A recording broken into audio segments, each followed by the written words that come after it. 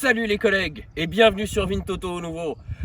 Aujourd'hui, ma veste, God Save the Queen, un seul point commun, l'Angleterre. Et donc, c'est d'un vieux Land Rover.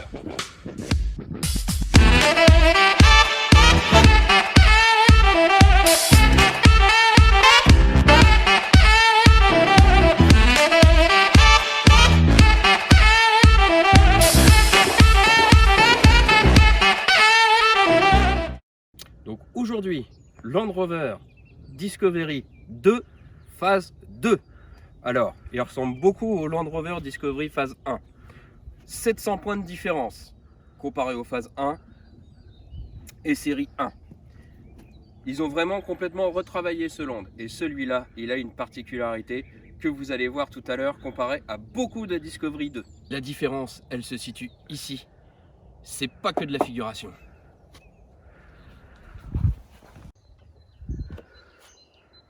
V8, 4 litres 8. Je suis tout émoustillé.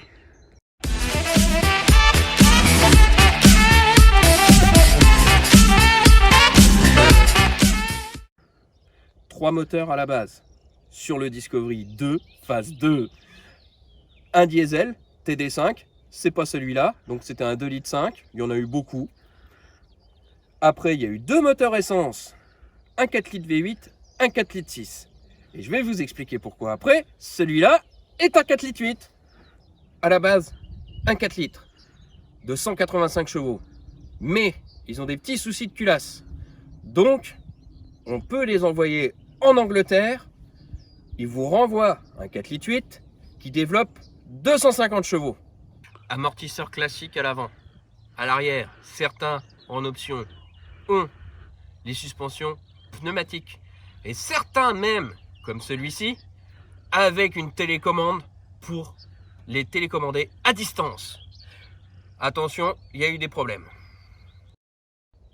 Un peu d'histoire. Dans les années 90, le Discovery sort pour concurrencer les 4x4 asiatiques qui arrivaient sur le marché européen.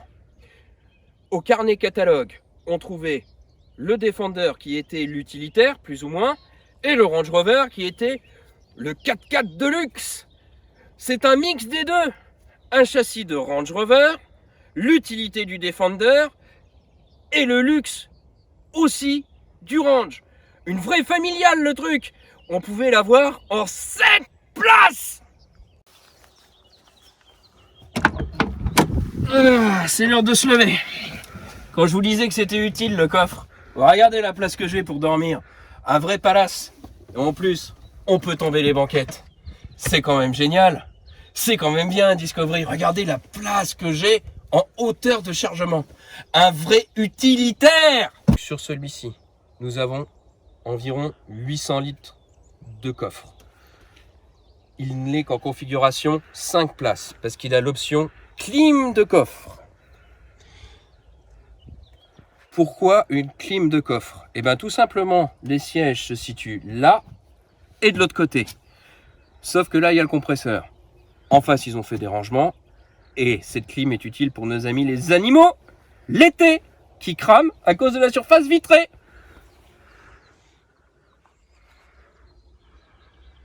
Véhicule extrêmement bien équipé. Intérieur cuir complet. 4 vitres électriques. Commande au volant. Régulateur de vitesse. Radar de recul. Clim. La petite zappette Land Rover pour les amortisseurs à l'arrière.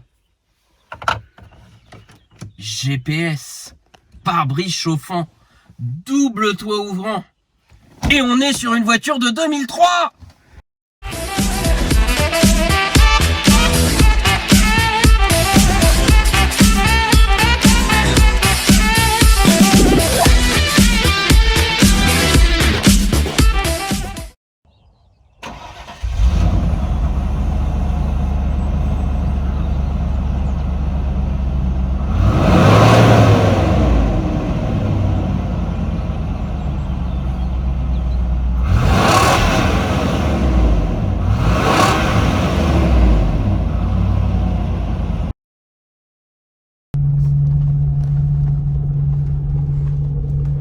So many people. Non, je déconne. En vrai, Là, on est dans un chemin. Je peux vous dire qu'il n'a pas perdu de sa superbe. Regardez, je suis à un doigt là-dedans. Et c'est un vrai franchissement. Alors celui-là, je pense que ça va être une des rares fois où il va y aller. Hein. Il n'est pas du tout fait pour ça. Petite côte, broupe, le V8 l'envale tout doucement, tout seul. On y va tranquillement, ça bouge pas. C'est juste incroyable, quoi. On est dans une position très très haute. Je vois mon capot jusqu'au bout. C'est vraiment un 4x4 exceptionnel. Exceptionnel. Une pépite l'auto. Une pépite. La suspension arrière, elle amortit vraiment bien les chocs. On sent vraiment son côté baroudeur. On sent qu'il aime être là-dedans. Mais vous verrez tout à l'heure, il aime aussi être sur la route. Et ça en fait un 4x4 mais polyvalent de fou. Donc niveau confort, là on est sur du bitume et franchement c'est génial, quoi. On est vachement bien. Quand je vous disais le côté familial sans être utilitaire, bah on y est là. Ça, on va dire on peut faire 500 bornes, il bronchera pas, on aura pas mal, on est vachement bien. Il y a les sièges chauffants, les vitres électriques, le système de navigation si je suis perdu. Qu'est-ce qu'on peut demander de mieux à cette bagnole? Franchement moi je sais pas. C'est la climatisation, si on a chaud, c'est un truc, voilà. Bon, la direction est un petit peu lourde, faut quand même avoir un petit coup de main. Faut avouer que c'est pas direct. En même temps, vu la taille de la voiture, on peut pas avoir un truc direct. Il faut bien anticiper parce qu'il y a plus de 2 tonnes sur la balance quand même. Faut quand même anticiper un minimum. Mais franchement, si on est acheteur de ce genre de véhicule, c'est génial, c'est génial, c'est génial. J'ai pas d'autres mots. Elle m'a contaminé cette voiture. Avant j'étais pas 4 roues motrices, mais maintenant depuis je peux envisager d'en acheter un.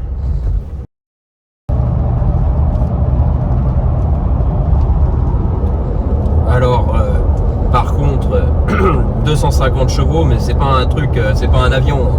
On se doute bien que plus de 2 tonnes sur la balance, on l'attend pas à un avion. Après c'est vraiment fait pour s'arracher. Ça a tellement de couple, mon pauvre, que tu t'arraches de partout avec ça. Et c'est pour ça qu'il est fait. Il est fait pour transporter la reine d'Angleterre gentiment, mais sans te brusquer. Il a une barre anti-roulis à l'avant qui permet d'enrouler les virages, mais vraiment très bien pour un 4 roues motrices. C'est vraiment un 4x4 hyper bien conçu, très bien fabriqué, parce qu'il n'y a rien qui bouge. On parle d'une voiture de 2003, je répète. Il n'y a pas un plastique qui bouge, il n'y a pas un bruit de plastique dans l'habitacle.